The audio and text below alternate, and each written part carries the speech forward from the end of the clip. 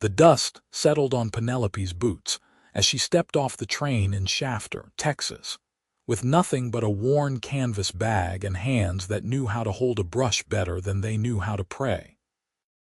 It was August 1883, and the sun hung overhead like a judgment, beating down on the main street where false-fronted buildings promised civilization in a land that still remembered the war and the wildness that came after.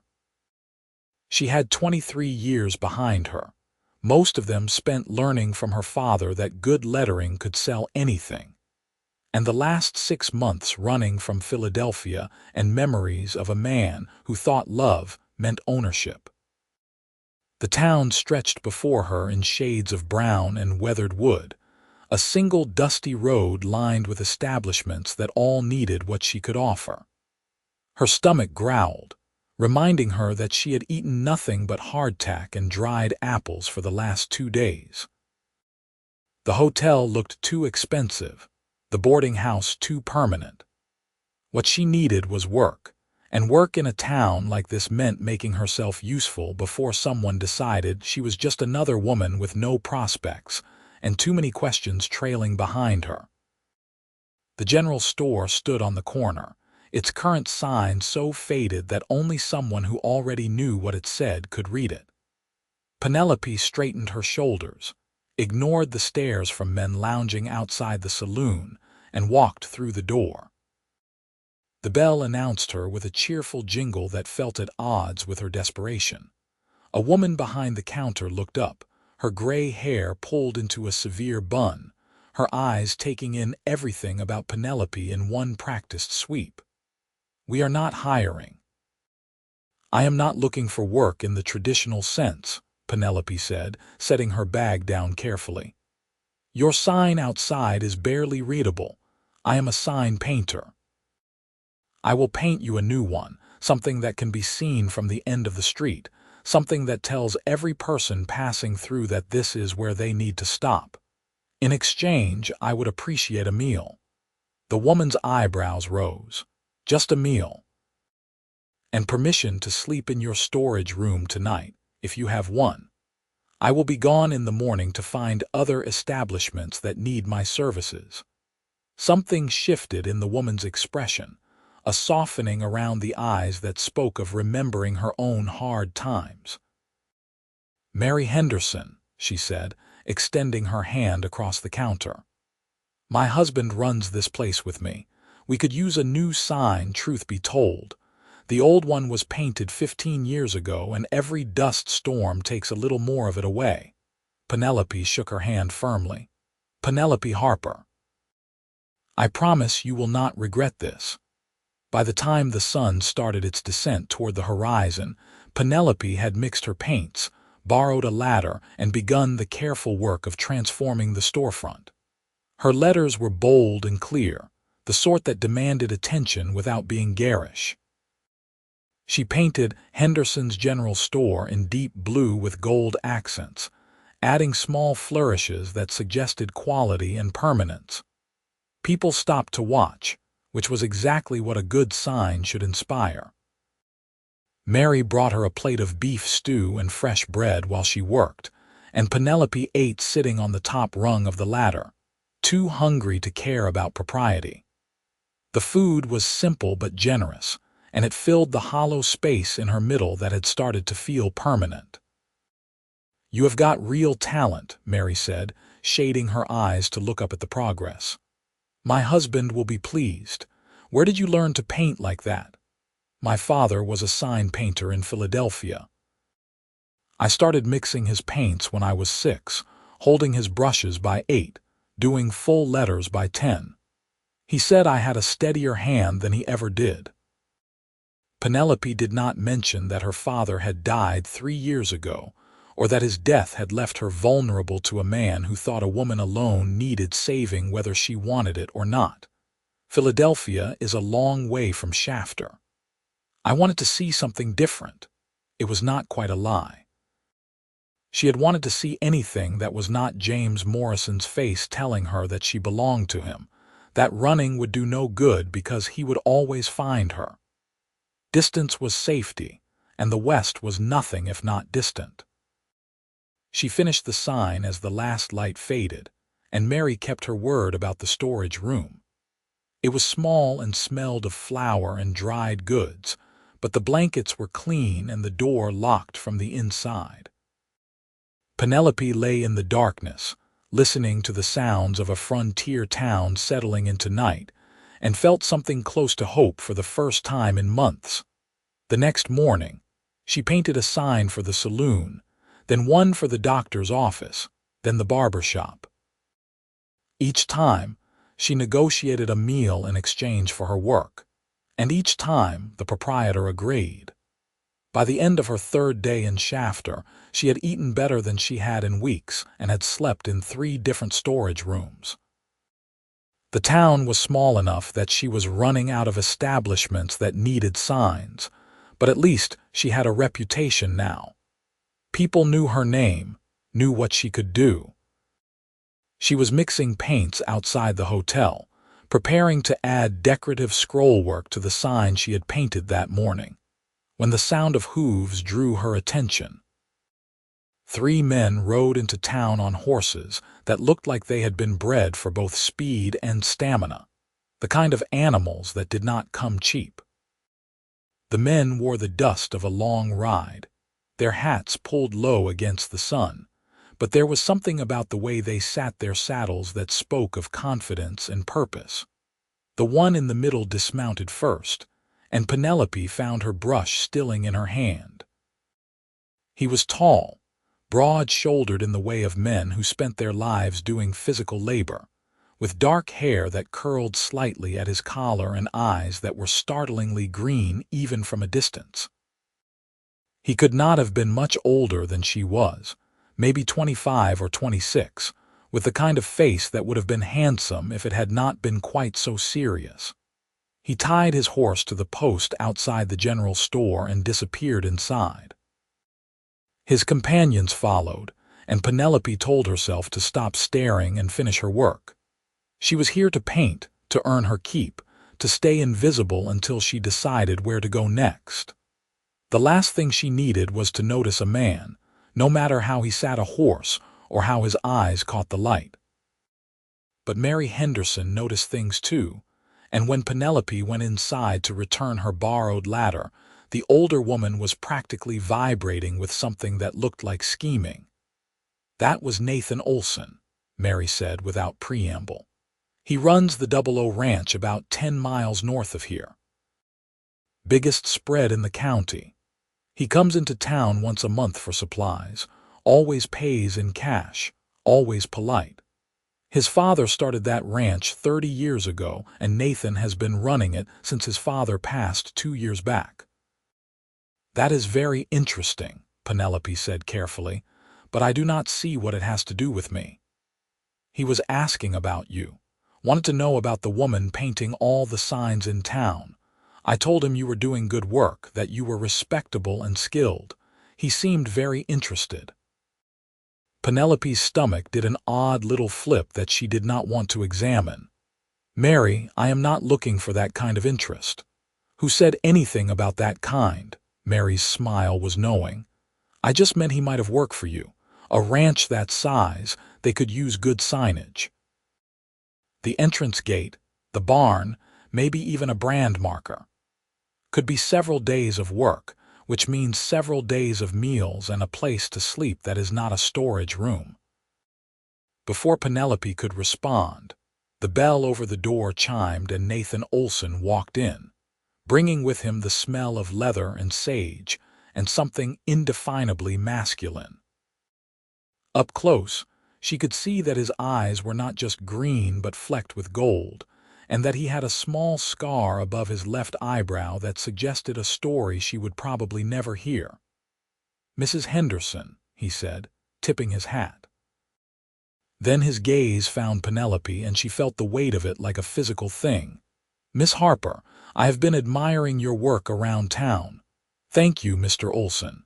She kept her voice steady, professional. "I take pride in my craft. That is clear. I was wondering if you might be interested in a commission. The 00 could use some proper signage. We have been making do with what my father carved years ago, but it is time for something better. Something that announces what we are before visitors even reach the house." "What exactly would you want painted?" "Business." She could do business. Business was safe. "The entrance gate needs a sign that can be read from the road. The barn could use our brand painted on it, clear enough that there is no mistaking whose property it is. Maybe some lettering on the bunkhouse. I am willing to pay fair wages, plus room and board for however long it takes. I've got a housekeeper who keeps a spare room, and she is a fine cook. Better than whatever you have been eating in exchange for the signs around town, I would wager." Mary made a small noise that might have been a cough or might have been a laugh. Penelope shot her a look, then returned her attention to Nathan. He was watching her with an expression she could not quite read, something that was part curiosity and part something else she did not want to name. "How would I get to your ranch?" "I am heading back tomorrow morning at dawn. You could ride with me and my men. I will bring you back to town when the work is done, or you can stay on if there is more work to be had. No obligations either way." It was almost too good to be true, which was exactly why Penelope hesitated. In her experience, when men offered things that seemed too good to be true, there was always a cost that did not get mentioned until it was too late. But Nathan Olsen did not look at her the way James Morrison had looked at her, like she was something to be acquired and controlled. He looked at her the way her father used to look at a particularly fine piece of wood or a new type of paint, with appreciation, but also with respect for what it could become. "I would need to see the surfaces I will be painting before I agree to anything. Different materials require different approaches." "Fair enough. Come out to the ranch, look around, and if you decide it is not for you, I will bring you back to town with no hard feelings. But I think you will find we can offer you something better than storage rooms and charity meals." There was no judgment in his voice when he said it, but Penelope still felt her cheeks warm. Pride was a luxury she could not afford right now, not when she was one missed meal away from desperation. And the truth was, Shafter was running out of signs to paint. She needed to either move on to another town or find a way to establish herself here more permanently. "I will come look at your ranch," she said finally, "but I make no promises beyond that." Nathan smiled, and it transformed his entire face, making him look younger and far less serious. "I would not expect you to. Dawn tomorrow, then. Meet me here at the general store." He tipped his hat again, paid Mary for his supplies, and left with his companions. The moment the door closed behind them, Mary let out a low whistle. That man has never asked anyone to come work at his ranch. He handles everything himself or through his foreman. The fact that he came into town personally to talk to you, that means something. "It means he wants his signs painted," Penelope said firmly, trying to ignore the way her heart was beating a little faster. "Nothing more. If you say so, dear." Mary's smile suggested she knew better, but she let the subject drop. That night, Penelope lay in the storage room one more time and tried not to think about green eyes and quiet confidence. She had come west to escape a man, not to fall into the orbit of another one. But Nathan Olsen had not looked at her like she was something to possess. He had looked at her like she was someone with skills he needed, someone whose work he respected.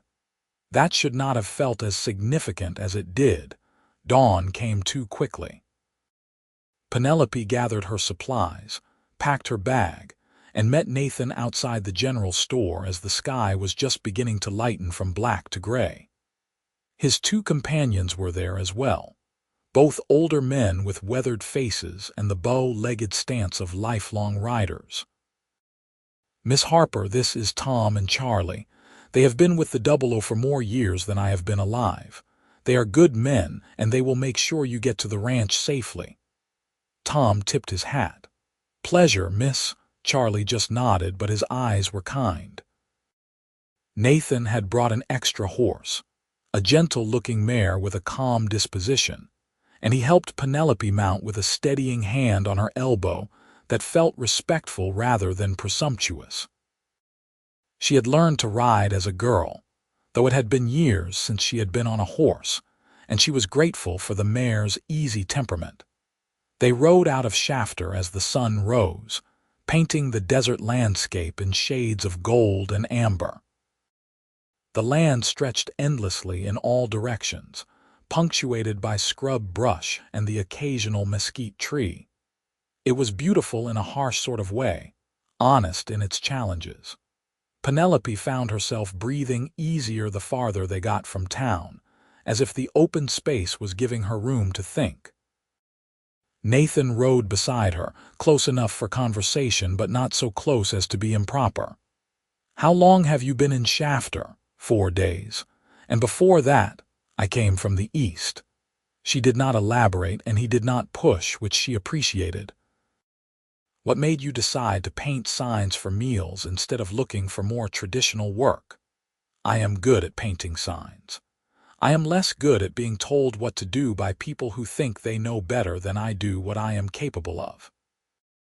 The words came out sharper than she intended, carrying the weight of arguments with James Morrison, with her aunt who thought she should have married him anyway, with a world that believed women needed to be managed.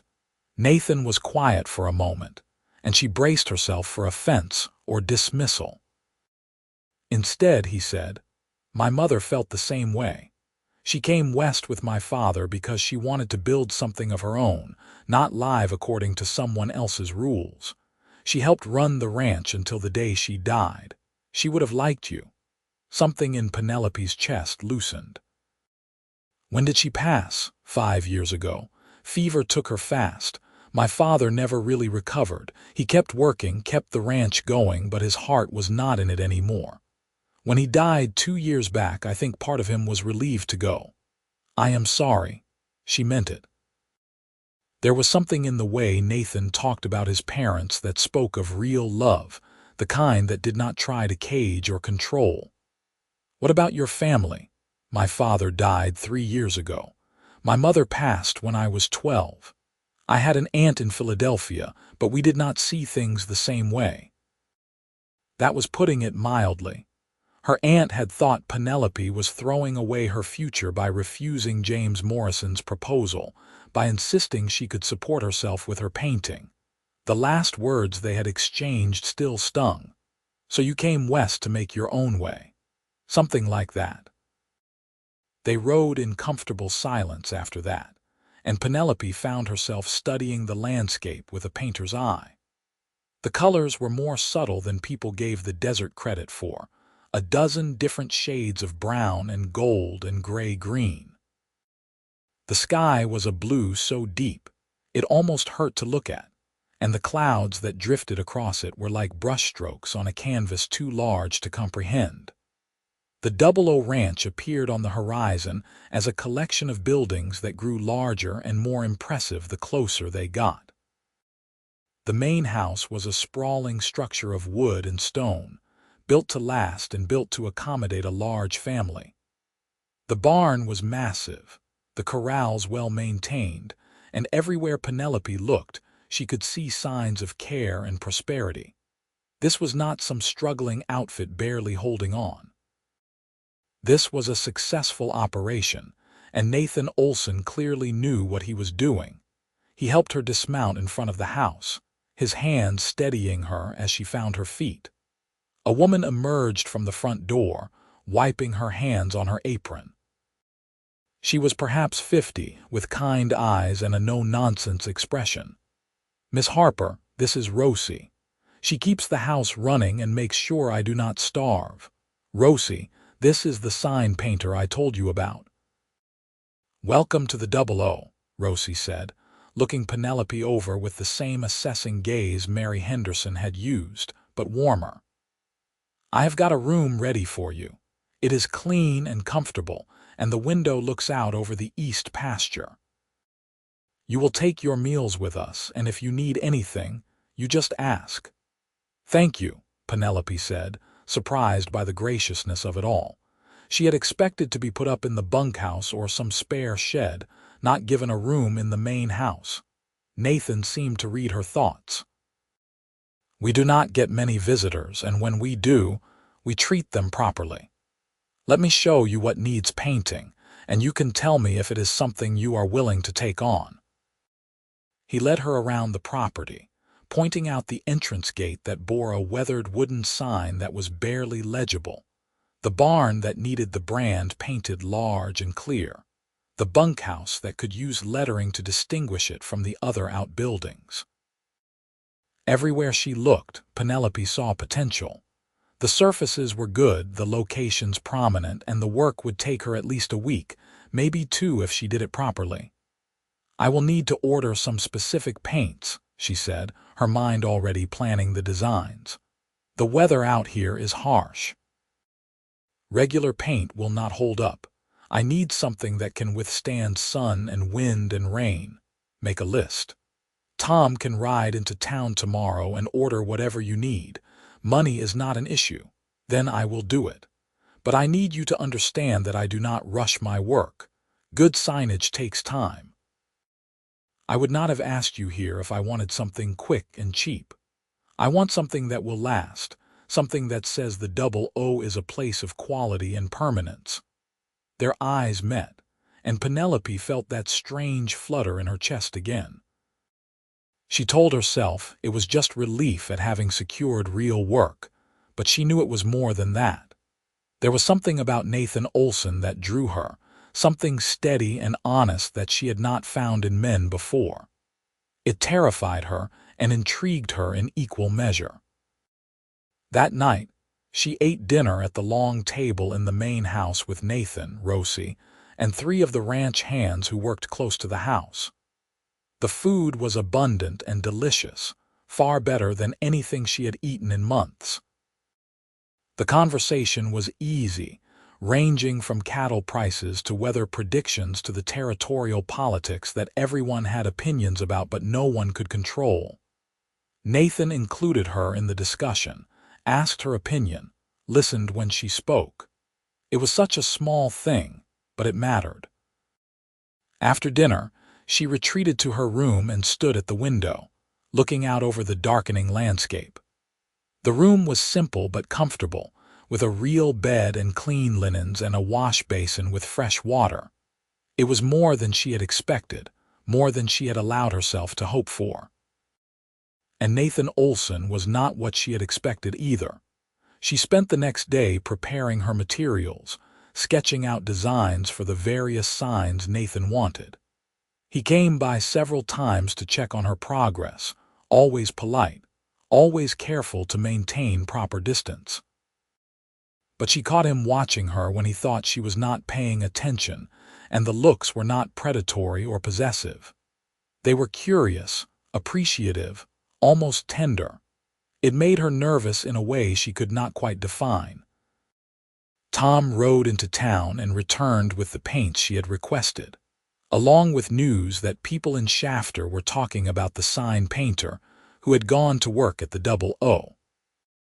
Apparently, there was speculation about whether she would come back or if Nathan Olsen had finally decided to find himself a wife.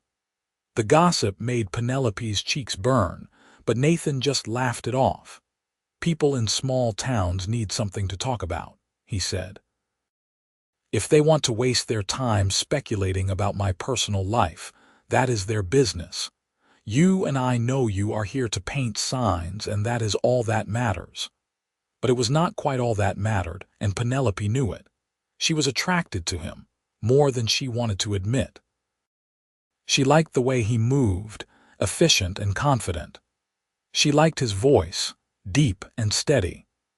She liked the way he treated his workers with respect, the way he cared for his animals, the way he talked about building something that would last beyond his own lifetime.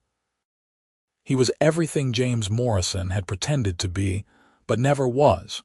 She started work on the entrance gate sign first, positioning her ladder carefully and mixing her paints to exactly the right consistency. The work required concentration, steady hands, and patience. She painted the words Double O Ranch in letters that were bold and clear, adding the brand symbol beneath it with careful precision. Nathan's brand was two linked circles, elegant in its simplicity, and she rendered it in a way that suggested both strength and permanence. Nathan came out to watch her work several times, standing at the base of the ladder with his arms crossed over his chest. "You make it look easy." "It is not easy. It is just something I have been doing long enough that I know all the ways it can go wrong." She did not look down at him, keeping her focus on the brush in her hand. Good lettering is about more than just making words readable. It is about creating something that communicates feeling and intention. Your ranch is successful and established. Your sign should reflect that. You think about things more deeply than most people I know. My father used to say that every stroke of the brush should have purpose. Anything less is just wasting paint. She felt his gaze on her, warm and attentive. He taught you well. By the end of the third day, the entrance gate sign was finished, and even in the late afternoon sun, it looked crisp and professional. Nathan stood back and studied it for a long moment, then turned to her with a smile that made her stomach do that odd flipping thing again. "It is perfect. Exactly what I wanted but did not know how to ask for. Good. The barn will take longer. The surface is rougher and the scale is larger. I will need to set up scaffolding. I will have the men help you with that tomorrow." That evening, after dinner, Nathan asked if she would like to walk with him. The sun was setting, painting the sky in shades of orange and pink and purple, and the heat of the day was finally giving way to something cooler. Penelope hesitated, knowing that accepting would mean something, but she found herself nodding anyway. They walked in silence at first, heading toward a small rise that overlooked the main buildings of the ranch. The land stretched out around them, vast and open, and Penelope felt small in the best possible way, like she was part of something larger than herself. "Can I ask you something?" Nathan's voice was careful, like he was worried about overstepping. "You can ask. I may not answer." "Fair enough." "Why did you really leave Philadelphia?" Penelope stopped walking and turned to look at him. In the fading light, his face was half in shadow, but his eyes were clear and honest. She could lie, could give him the same vague answers she had been giving everyone else. But something about the way he asked, the genuine interest without pressure, made her want to tell the truth. "There was a man, James Morrison. He worked with my father, learned the trade from him. After my father died, James decided that I should marry him. He thought it was the logical solution. He could take over my father's business, I would have financial security, and everything would be neat and settled. But you did not want to marry him. I did not love him. I did not even like him very much. He was arrogant and controlling, and he had very specific ideas about what a wife should be. When I said no, he did not accept it. He kept showing up at my boarding house, kept telling people we were engaged even though I had never agreed to anything. He told my aunt that I was confused, that I needed someone to make decisions for me because I was too emotional to think clearly." Nathan's jaw tightened. "He sounds like an ass." "He was. He is. I do not know if he is still looking for me, but I got tired of feeling trapped. So I took what money I had, bought a train ticket west, and decided I would rather sleep in storage rooms and paint signs for meals than spend one more day in a city where everyone thought I was being foolish for turning down a man with prospects." "You were not being foolish. You were being brave." The simplicity of the statement nearly undid her. No one had called her brave. Her aunt had called her foolish, stubborn, ungrateful. The other women in her boarding house had called her reckless. James had called her irrational. But Nathan Olsen stood there in the fading light and called her brave, and she believed he meant it. "Thank you," she managed, her voice slightly unsteady. "I mean it. It takes courage to walk away from security, even when that security comes with chains. You chose uncertainty and freedom over comfort and control. That is not foolish. That is strong. They stood there for a moment, the space between them charged with something Penelope was afraid to name. Then Nathan cleared his throat and stepped back, and the moment passed. I should let you get some rest. Tomorrow will be a long day if we are setting up scaffolding. They walked back to the house in silence, but it was a different kind of silence than before, weighted with things unsaid. Penelope lay awake that night, staring at the ceiling and trying to convince herself that she was not falling for Nathan Olsen.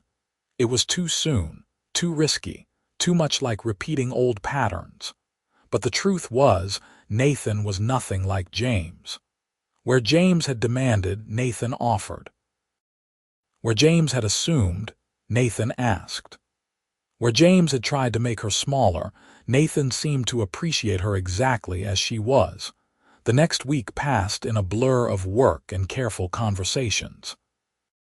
Penelope painted the barn, rendering the 00 brand in letters so large and clear that they could be seen from half a mile away. She painted the bunkhouse sign, added decorative touches to the stable doors, and even created a small sign for Rosie's kitchen garden at the housekeeper's request. Each evening, she ate dinner with Nathan and whoever else was around, and afterward, they would walk together, talking about everything and nothing. Nathan told her about growing up on the ranch, about learning to rope and ride before he could read, about the year the drought nearly broke them, and the way his father had held the operation together through sheer force of will. He told her about his dreams of expanding the herd, of buying the adjacent property if it ever came up for sale, of building something that would last for generations. Penelope told him about her childhood in Philadelphia, about watching her father create beauty out of wood and paint, about the way people would stop on the street to admire his work. She told him about learning to mix colors, about understanding that the right shade of blue could make a butcher shop look trustworthy or a theater look exciting. She told him about the loneliness of being the only woman in her boarding house who did not have plans to marry, about the way independence felt both liberating and isolating. They did not talk about feelings, did not acknowledge the way their hands sometimes brushed when they walked or the way Nathan looked at her when she was concentrating on her work. But the connection between them grew stronger with each passing day, inevitable and terrifying and wonderful all at once. One evening, nearly 2 weeks after Penelope had arrived at the ranch, Nathan invited her to ride out with him to check on the cattle in the north pasture. It was a beautiful evening, the heat of the day giving way to a pleasant coolness, and Penelope agreed without hesitation. She had grown comfortable on horseback again, and she liked the way the ranch looked from different vantage points. They rode out together, taking their time, and Nathan pointed out landmarks and told stories about the land.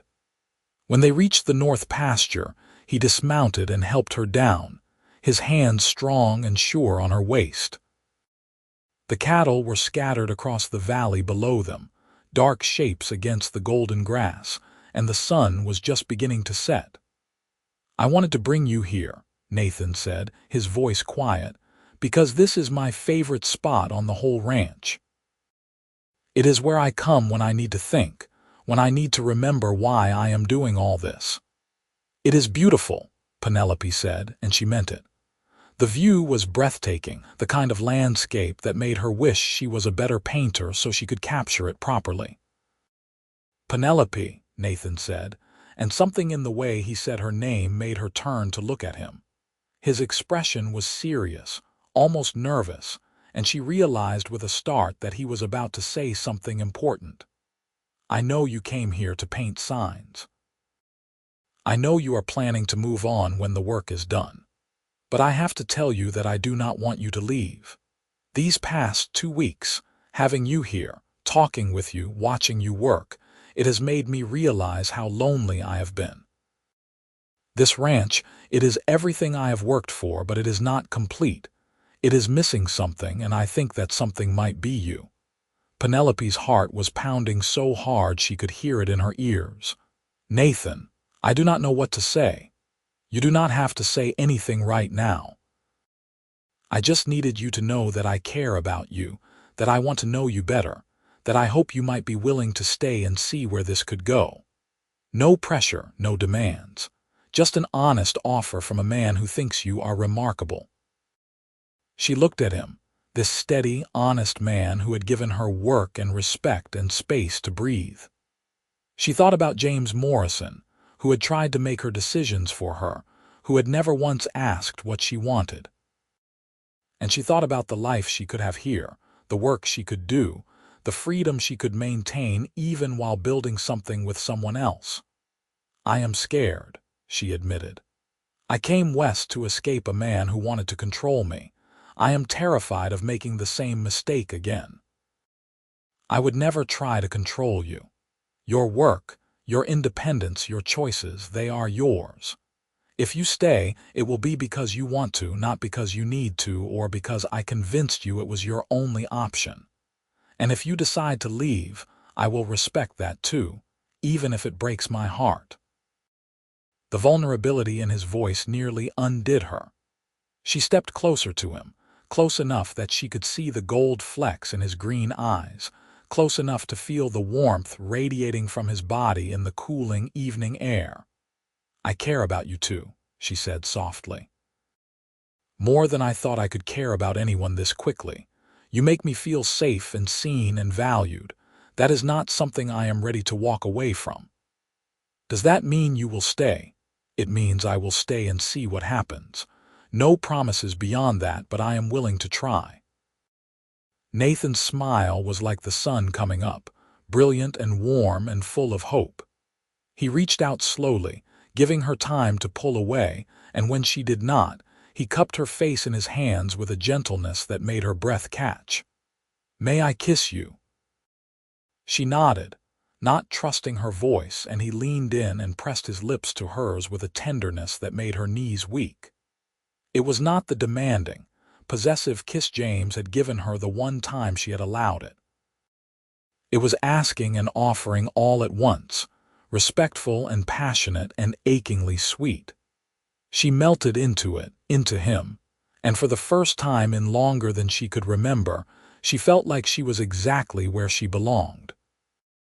They stood there as the sun set, holding each other, and Penelope let herself believe that maybe, just maybe, she had found something worth staying for.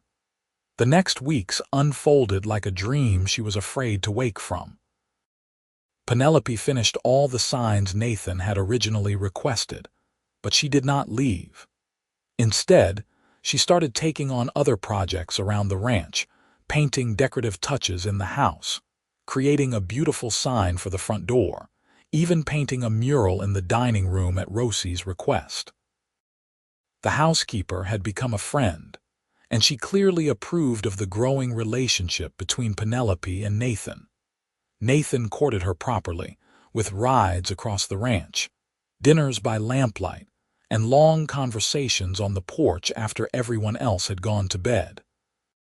He told her about his hopes and fears, about the weight of responsibility he carried, and the loneliness that had been his constant companion since his parents died.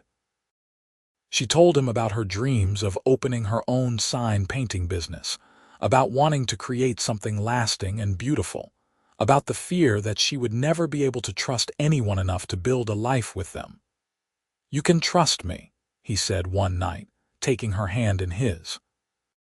"I will spend every day proving that to you if you let me."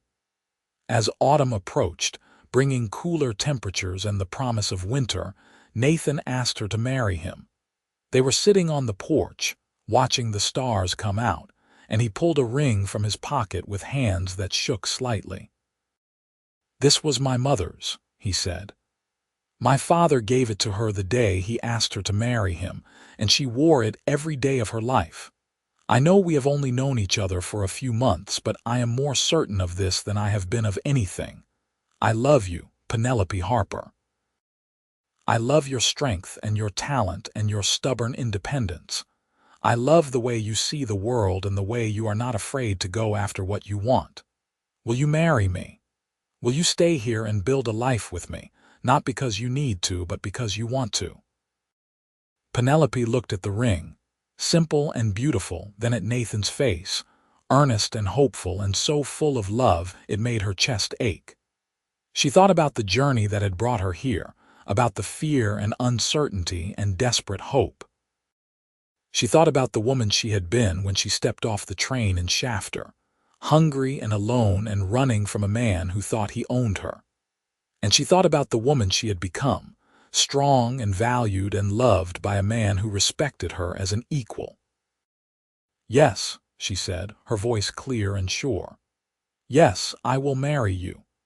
Nathan slipped the ring onto her finger, and then he kissed her with a passion that had been building for months, and Penelope kissed him back with everything she had. They were married 3 weeks later in a simple ceremony in Shafter, with Mary Henderson and half the town in attendance. Penelope wore a simple dress she had made herself, cream-colored with blue accents, and she carried wildflowers that Rosie had picked that morning. Nathan wore his best suit and looked at her like she was the most beautiful thing he had ever seen. The first year of their marriage was an adjustment, learning to share space and decisions and a life. But Nathan kept his promise. He never tried to control her, never suggested that her work was less important than his, never made her feel like she had to choose between being his wife and being herself. She painted signs for other ranches in the area, built a reputation that spread beyond Shafter, and saved her earnings in an account of her own. Nathan encouraged her, bragged about her work to anyone who would listen, and helped her set up a proper workshop in one of the outbuildings. They worked together to build the Double O into something even more successful than it had been. Penelope's signs attracted attention and business, and Nathan's skill as a rancher kept the operation profitable even in difficult years. They became partners in the truest sense, supporting each other's dreams and celebrating each other's successes. Their first child, a son they named Thomas after Nathan's father, was born in the spring of 1885.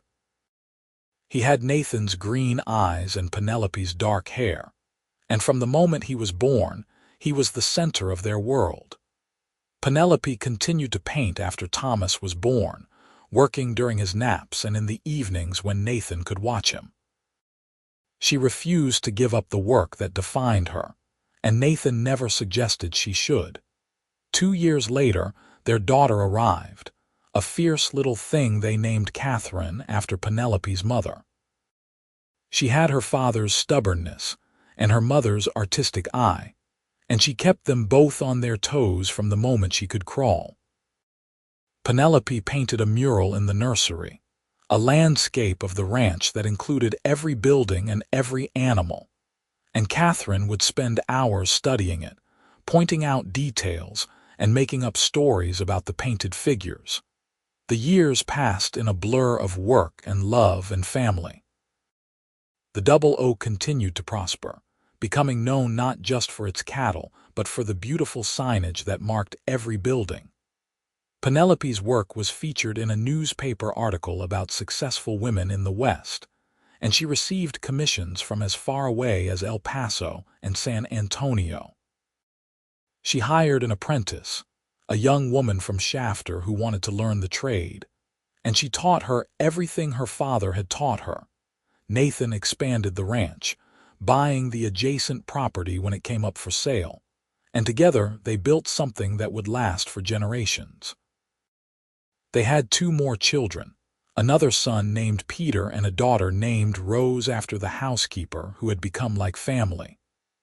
The house was full of noise and love, and the kind of chaos that comes from a life well lived. On their 10th anniversary, Nathan took Penelope back to the spot on the north pasture where he had first told her he cared about her. The children were with Rosie for the evening, and they had the ranch to themselves.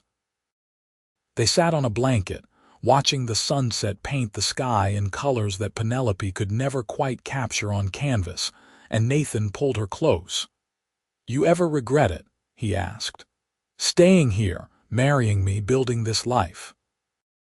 Penelope looked at him, at the man who had seen her at her most desperate, and offered her not charity but opportunity, not control but partnership.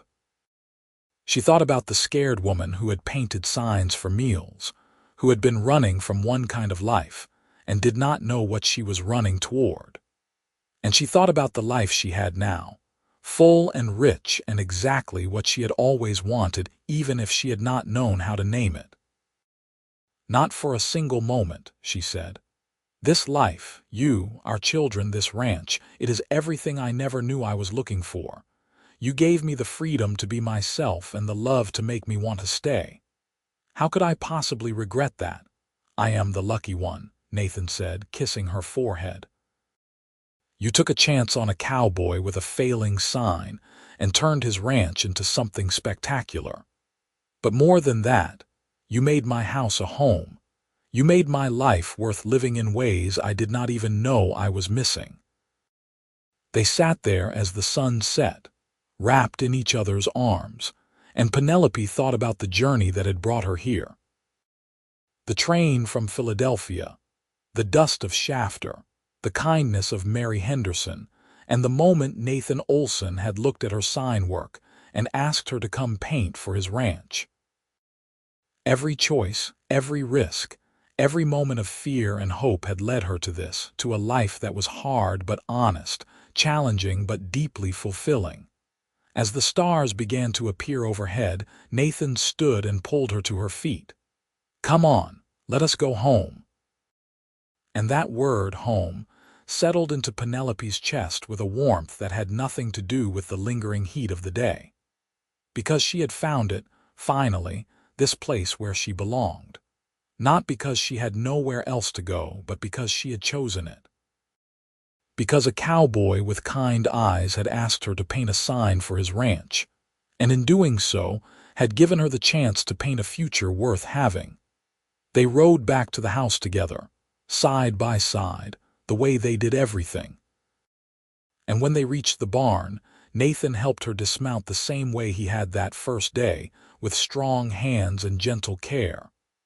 But this time, when their eyes met, there was no uncertainty, no fear.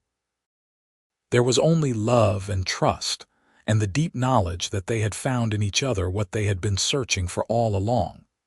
The rest of their lives unfolded with the same mixture of joy and challenge, triumph and difficulty, that defines any good life. There were years when the weather was hard and the cattle prices low, years when money was tight and every decision felt like it carried too much weight. But they faced it together, Nathan with his steady determination and Penelope with her creativity and refusal to give up. The sign painting business continued to thrive, and Penelope eventually opened a small shop in Shafter where she sold her work and taught classes to anyone who wanted to learn. Thomas grew into a fine young man who loved the ranch the way his father did, who learned to rope and ride and run a business with integrity. Catherine became a teacher, bringing education to the children of Shafter and the surrounding ranches. Peter followed his mother's artistic bent, becoming a photographer who documented the changing face of the West. And Rose, the youngest, surprised them all by becoming a veterinarian, one of the first women in Texas to do so. Nathan and Penelope watched their children grow and leave and build lives of their own, and through it all, they remained each other's best friend and greatest supporter. They still took rides together to the North Pasture, still spent evenings on the porch talking about everything and nothing, still looked at each other with the same love and respect that had drawn them together all those years ago. When Nathan's hair turned gray and his hands grew stiff with arthritis, Penelope painted his portrait, capturing the strength and kindness that had defined him all his life. When Penelope's eyesight began to fail and fine detail work became difficult, Nathan built her a studio with large windows and perfect light, and he sat with her while she painted, reading aloud from books they both loved. Their grandchildren came to visit the Double O, and Penelope told them stories about the grandmother who had arrived in Shafter with nothing but a bag of paints and a determination to make her own way. She told them about the cowboy who had seen her work and asked her to paint a sign for his ranch, and how that simple request had changed both of their lives forever. She told them that love was not about possession or control, but about respect and partnership and the willingness to build something together that neither person could build alone. On their 50th wedding anniversary, the whole family gathered at the ranch. Thomas and his wife brought their 4 children. Catherine came with her husband and their 3. Peter arrived with his partner and their adopted son. And Rose showed up with her fiancé, a young rancher from El Paso who reminded Penelope so much of a young Nathan that it made her heart ache in the best way. They had a party that lasted all weekend, with music and dancing and enough food to feed half of West Texas. Penelope's former apprentice, now a successful sign painter in her own right, brought a new sign for the entrance gate, one that read Double O Ranch ESD. 1853, built on love and hard work. It was beautiful work, the kind that would last another 50 years, and when they hung it at the gate, the whole family stood back and admired it. Nathan pulled Penelope close, his arm around her waist, and whispered in her ear, "Still the best decision I ever made, asking you to paint that first sign." "Best decision I ever made was saying yes," Penelope whispered back. As the sun set on that celebration, painting the sky in those impossible West Texas colors, Penelope looked around at the life they had built. The ranch was thriving, passed down to Thomas, who ran it with the same integrity his father had. The children were all happy and successful in their own ways. The grandchildren were growing up with the same values of hard work and respect that had defined the Double O from the beginning. And Nathan, her cowboy, her partner, her love, stood beside her still, as steady and true as he had been that first day in Shafter. She thought about the woman she had been, painting signs for meals, sleeping in storage rooms, running from a man who thought he owned her. And she thought about the woman she had become, respected in her field, secure in her marriage, surrounded by family and legacy. The journey from one to the other had been long and sometimes difficult, but every step had been worth it. Because on a dusty August day in 1883, a young woman with talent and desperation had met a cowboy with integrity and loneliness, and together they had created something beautiful. Not just signs, though those had lasted and spread their reputation far and wide, but a life, a family, a love story that would be told for generations. And that, Penelope thought as Nathan kissed her temple and the family laughed and celebrated around them, was the best work she had ever done. Not the signs, though she was proud of those. Not the business, though that had proven her worth. But this choosing love, choosing partnership, choosing to stay when everything in her had been programmed to run. That was the masterpiece, the work of art that would outlast every painted sign she had ever created. The party wound down as the evening grew late. The grandchildren fell asleep in various corners of the house. The adult children helped clean up, swapping stories and memories. And finally, when everyone else had either gone to bed or headed home, Nathan and Penelope found themselves alone on the porch once more, sitting in the same spot where he had proposed all those years ago. "Tired?" Nathan asked, taking her hand. "A little. But it is a good tired. The kind that comes from being surrounded by love. We did good, did we not? With the kids, with the ranch, with all of it. We did better than good. We built something real and lasting. We raised children who know how to work and how to love. We created a legacy that will outlast both of us." She squeezed his hand.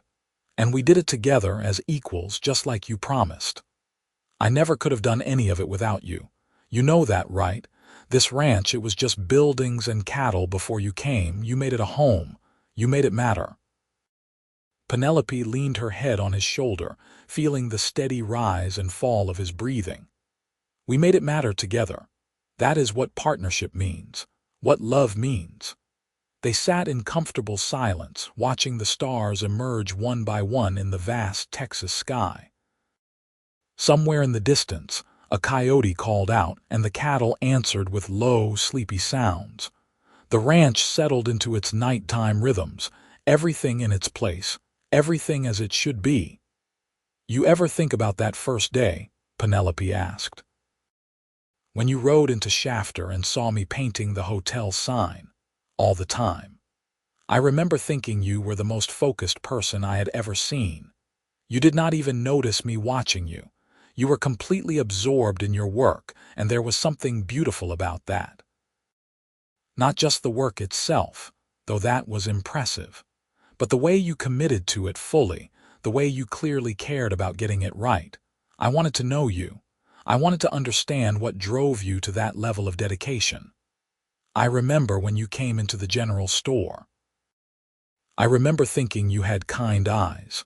That sounds silly now, but it was true. James never had kind eyes. Even when he smiled, his eyes were calculating, figuring out how to get what he wanted. But you looked at me like I was a person worth knowing, not a problem to be solved or a prize to be won. You were worth knowing. You still are.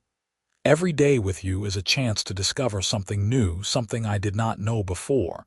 That is not something that fades with time." Penelope smiled in the darkness. 50 years, Nathan. We have been married for 50 years. Our children have children. The ranch is prosperous beyond anything either of us could have imagined. My signs are on buildings all over West Texas. We won. We beat the odds and built exactly the kind of life we wanted. We did. And I would do it all over again, exactly the same way, if it meant ending up right here with you. They stayed on the porch until well past midnight, talking about memories and dreams, about the past and the future. When they finally went inside and climbed the stairs to their bedroom, they moved with the slow, careful movements of people whose bodies had earned their aches and pains through decades of hard work. But their hands were still intertwined, and when they lay down in the bed they had shared for 50 years, Nathan pulled Penelope close and kissed her forehead the way he had done every night since their wedding. "I love you," he whispered. "I love you too," she whispered back. And then they slept, surrounded by the life they had built, secure in the knowledge that whatever came next, they would face it the way they had faced everything else together. The years that followed were quieter but no less rich. Nathan eventually stepped back from the day-to-day running of the ranch, though he still rode out every morning to check on things and offer advice when Thomas asked for it. Penelope's hands grew too unsteady for detailed sign work, but she took up other forms of art, painting landscapes and portraits that captured the essence of the life she had lived. They celebrated birthdays and anniversaries, welcomed new grandchildren, and eventually great-grandchildren. They watched as the world changed around them, as automobiles replaced horses in town, as electricity came to Shafter, as the old frontier gave way to something more settled and civilized. But the double O remained, a testament to the values that Nathan and Penelope had built their lives around: hard work, integrity, respect, and love. On a warm spring evening in 1945, when Penelope was 85 years old and Nathan was 87, they sat together on the porch one last time. Nathan had been feeling poorly for weeks, though he refused to complain about it. Penelope knew, the way she had always known when something was wrong, that he was preparing to leave her. The thought should have terrified her, but instead, she felt a strange sense of peace. They had lived a full life together. They had loved well and deeply. They had left a legacy that would endure long after they were gone. "No regrets?" Nathan asked, his voice weak but still warm. "Not a single one," Penelope said firmly. "You gave me everything I never knew I wanted. Freedom and love, partnership and family. A life that was mine to choose, not one that was chosen for me. How could I possibly regret any of that? I am the one with no regrets. You saved me, you know. I was so lonely before you came. I did not even realize how lonely I was. And then there you were, this fierce, talented woman painting signs for meals, and I knew I had to find a way to keep you in my life. Best impulse I ever followed." "Paint one for our ranch," Penelope said softly, repeating the words that had changed both of their lives. 4 simple words and everything changed. "Everything changed," Nathan agreed. He took her hand, his grip weak but still tender. "Promise me something, anything. Promise me you will keep painting, keep creating, keep showing the world what you are capable of. Do not stop just because I am gone." "Nathan, do not talk like that. I am just being practical. We both know I am not going to see another spring. But you have got years left in you. Promise me you will use them well. Promise me you will keep being the remarkable woman I fell in love with all those years ago." Tears rolled down Penelope's cheeks, but she nodded. "I promise. But only if you promise to wait for me wherever you are going. I am not done with you yet, Nathan Olsen. Not by a long shot." He smiled, and it was the same smile that had made her heart flutter on that first ride to the ranch. "I will wait as long as it takes. We are not finished, you and I. This is just a pause, not an ending." He died 3 days later, peacefully in his sleep with Penelope holding his hand. The funeral was huge, with people coming from all over Texas to pay their respects to a man who had been respected and loved by everyone who knew him. Penelope stood strong through all of it, supported by her children and grandchildren, dry-eyed and dignified. But that night, alone in the bed she had shared with Nathan for 62 years, she wept for the loss of her partner, her love, her best friend. She kept her promise to him, though. She continued to paint, creating some of her best work in the years after his death. She painted a portrait of Nathan from memory, capturing not just his physical features but the essence of who he had been: strong and kind and steady. She hung it in the living room of the ranch house, and every time she passed it, she would pause and remember and feel grateful for every moment they had shared. Penelope lived for another 8 years, long enough to see 3 more great-grandchildren born, long enough to watch Rose's son take over the ranch from Thomas, long enough to know that everything they had built would continue long after she was gone. She died at 93, quietly and without fanfare, on a spring morning that reminded her of the day she had arrived in Shafter all those years ago. Her children found her in her studio, sitting in her chair with a paintbrush still in her hand and a smile on her face. On the easel in front of her was an unfinished painting of the North Pasture, the place where Nathan had first told her he cared about her, where they had returned again and again throughout their marriage to remember why they were doing all of it. They buried her next to Nathan on a hill overlooking the ranch, under a headstone that read, "Penelope Harper Olsen, artist, partner. Beloved, she painted her own path and changed the world one sign at a time." And if the legend that grew up around her was sometimes exaggerated, if people told stories about the mysterious sign painter who appeared in Shafter and transformed a lonely cowboy's ranch into a thriving legacy, well, the truth was remarkable enough. Because once upon a time, in a dusty Texas town in 1883, a woman with talent and determination painted signs for meals while a cowboy with a lonely heart watched her work. And when he said, "Paint one for our ranch," neither of them knew they were beginning a love story that would span more than 6 decades and leave a mark on West Texas that would last for generations.